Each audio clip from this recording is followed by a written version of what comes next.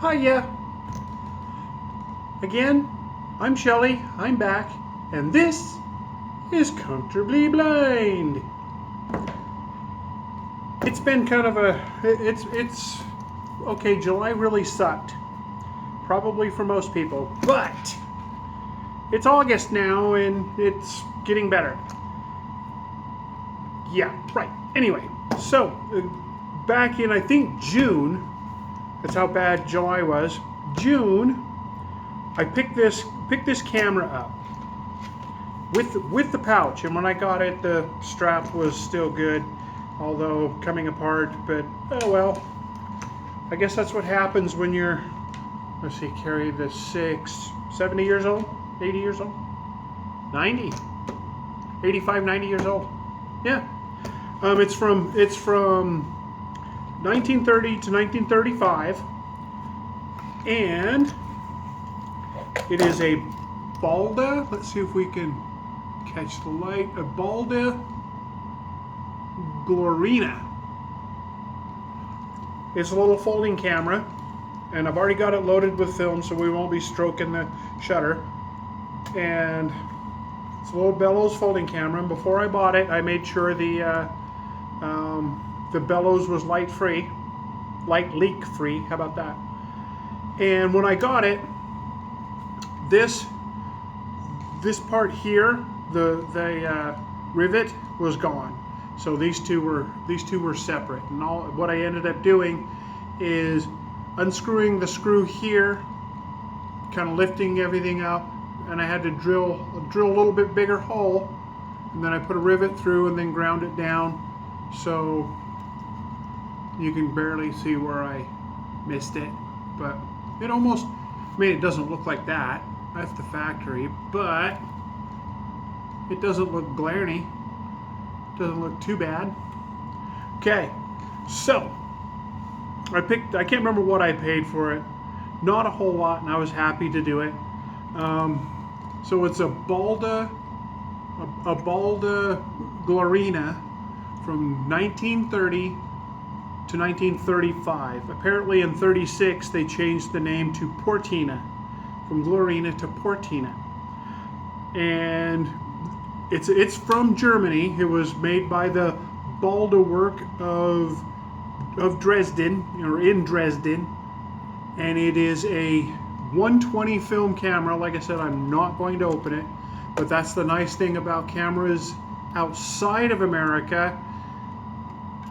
And well, yeah, outside of America, is they run 120 film.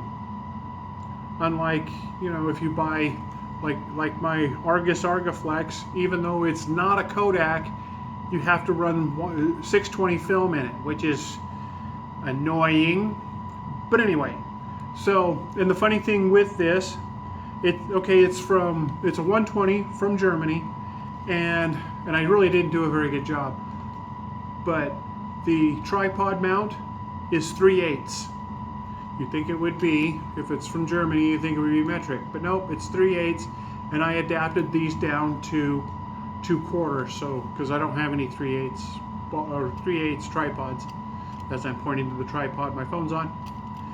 And the lens is, they called it a 10.5 centimeter, which would be a 105 millimeter lens. It will go all the way down to 22, f22 on the aperture, and all the way up to 4.5. And then you have your shutter speed control. Now this one doesn't really like to go up to 200. Everything, the rest of the shutter speeds seem to work just fine. This is how you adjust your shutter speed. Then there's your timed and your bulb, or is that backwards? Your timed and your bulb, and then 1 second, 2 second, all the way up to like 200. But like I said, it doesn't really like to go much into 200. I think it kind of sticks. The lens or the shutter kind of sticks when it gets up there. But and then you want to change your aperture. you have this here. You move this little lever down here. There's not a whole lot of information about this. Like, I don't know what this is. It looks like it should be able to move, but I don't know what it does. You'd think a timer, but yeah. So we just won't mess with that. The nice thing is it has the screw-in remote mount or remote switch, which works like a dream. Works like a dream here. And what you do is, to cock it, you push this up, and then when you go to fire it, so you push this up, and when you go to fire it, you pull this down. Kind of a cool little, so you'd. Now this one is missing. It is missing the mirror viewfinder up here that would rotate for here and here, but it does have this blink, so you can look through there and sum up. But anyway, what this is supposed to have is, this is a 6 by 9 centimeter, and if you get it's a 6 by 9 centimeter like my Kodak Vigilant, but there was supposed to be a mask in here that you could put in here, and you could do 6 by 4.5 centimeter, so it would, it would kind of make it a little narrower. But it's 6 by 9 centimeter. Did I say millimeter? Anyway, I didn't have the mask. Don't really care. I kind of like the wide negatives. And was there something else that I wanted to? Oh, now, and I'm not sure how this was supposed to work, but whoever I got it from covered this one with a piece of paper, and this is where you read your. Let's see if we can actually, because it's old. There's film in there, and it's on 1. You can kind of see the 1, I think. There it is, the 1. I haven't shot any with it yet. Like I say, July was okay. It was crap, but then you just slide that back over when you're done going to the next frame. Shoot, and then slide it back over. And this is your winder here, and it's one of those lift up things as well. And like I say, it's 120, which makes it so easy. You don't have to go into your dark room and re-spool. You can just grab a roll of 120 and throw on it, or in it. So, what else is there that's interesting on this camera? Okay, so when you go to close it, when you go to fold it back up, unlike the Kodak, my Kodak Primo and Rainbow, you don't have to push the lens back in. You break these down, and then as you fold it closed, it just parks right on in there, and then you snap it. And then to open it, and that rivet that I replaced makes it kind of tough, makes it kind of stiff, but you push this button here. There's no shutter button up here. It's all on the lens. So you push this button here, that pops it open, and once this gets wore in, I'm sure this will probably flop out ready to go.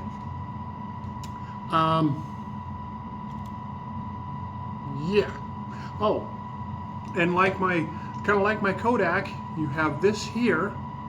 You flip it up so you can set it on your table, and it will sit right there,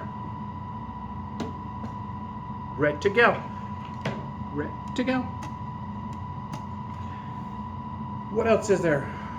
Okay, we showed you how, and So what you want to do when you go to open it, to put film in it, is you slide this in the direction of, you see the arrow, in the direction of the arrow, and then you pull the back open, and then you can get to your film. I'd show you, I'd load it, but I already loaded it. Maybe I'll do another video when I'm done with this roll on reloading this bad boy. Or this girl, because it is a Glorina. It's a Glorina. So then you, again, break it here and snap it shut. This has nothing to do with like the lock mechanism here. And then if you want to raise your eyepiece, there's this little button right here. You hit that and it pops it up. And then you can look through to frame your shot. There we go. You look through to frame your shot, but you know, I don't know how well that would work. We're gonna find out though. And the odd thing is you got your winder here and your tripod mount here, but that's the top.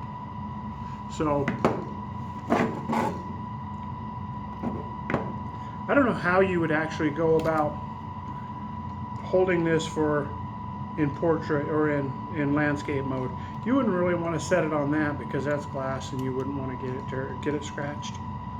But I guess you could just grab a little tripod. They make a little, I should have brought one with me, but I didn't. I thought I was prepared, but I ain't. Anyway, okay, so you got your winder, your tripod mount that has a really bad slug in there. Maybe I'll pop it back out. I think I Loctited them in though. Little carrying handle. I think we pretty much got it, don't we?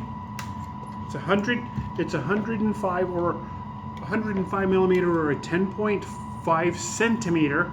We don't know what this is. Maybe it's a timer, but you cock it by pulling it up. You have to cock the shutter, and then down here where you can put your little button in here and trip it.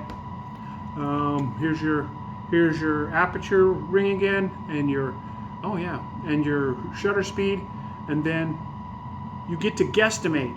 We forgot all about the focusing thing. You get to guesstimate how far away the subject is, and this is all in metric, which it kind of should be, because it's German, even though these were 3/8. Anyway, so here's your focus ring. So this has a really kind of a nice lens, unlike my Rainbow, which is just the lens, and you kind of move the lens back and forth a little bit to get it to do focus. This, you rotate this bad boy, that gives you your focus, and you have to guesstimate. People in Europe probably would have no problem knowing what 2 meters is. It's about 6 feet. But people in Utah, people in the United States, have refused to go to the metric system, which I don't understand. It's just units of measure. But anyway, we'll come back on